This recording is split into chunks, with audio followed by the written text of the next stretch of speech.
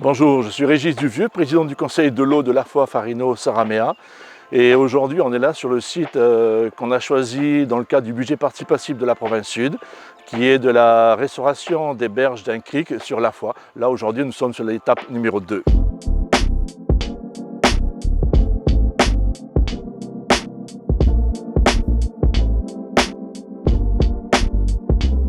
Je suis de l'AFOA, originaire de l'AFOA, j'ai toujours habité là.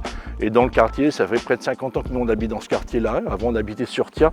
Et en fait, quand j'ai toujours connu cet endroit-là, et au fur des années, on voit bien que ce crique se dégrade.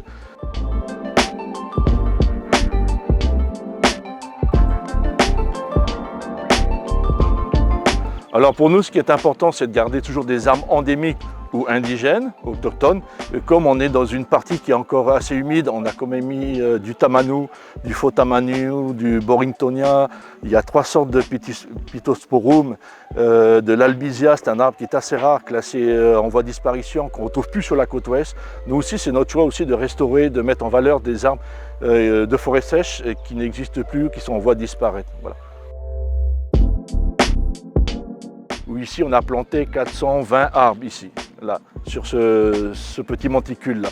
Bon, ce qui est embêtant ici, c'est le jamonnier, qui n'est pas un arbre intéressant, qui est un arbre qui a été introduit. Et c'est un arbre, dès qu'il pleut, il y a un peu de vent, c'est fragile, ça casse, ça abîme les arbres dessous. Et puis il est très invasif. Et comme il a poussé à l'intérieur du crique, bon, ben c'est souvent lui qui crée des bouchons au niveau du crique. Et moi, j'ai connu ce crique il y a près de plus de 30 ans.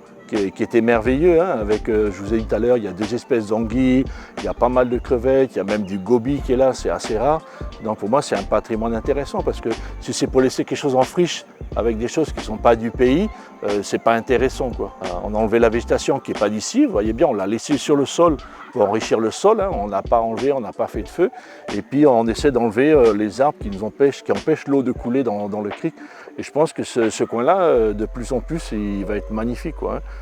Parce qu'on met en même temps des arbres qui vont faire des fleurs pour les abeilles, des arbres qui font des graines pour les oiseaux. Et en plus, ce crique-là, il a une particularité, c'est que pour les gens de l'AFOA, de la région, il est tabou, ce crique-là, il est sacré. C'est tellement beau, ce crique, depuis que je le regarde, depuis les travaux qu'on a commencés. Je pense que c'est mettre en valeur notre patrimoine, parce que ces criques-là, ces sources, ces rivières, c'est le patrimoine du pays. Et pour moi, c'est important d'y faire quelque chose, quoi.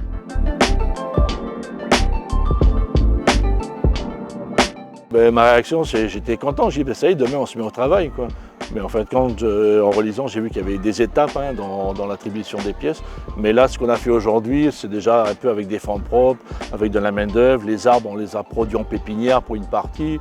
Donc voilà, pour moi, c'était de venir déjà sur le terrain, regarder, on commence comment, on fait comment. Du fait qu'on est inscrit dans le budget participatif, pour moi, c'est plus un élan, c'est booster notre action, c'est faire reconnaître aussi, parce que la province, si elle a sélectionné notre projet, c'est qu'il est viable et c'est intéressant. Et je pense que je voudrais que notre projet soit aussi moteur pour d'autres communes, tribus, des choses comme ça. Voilà.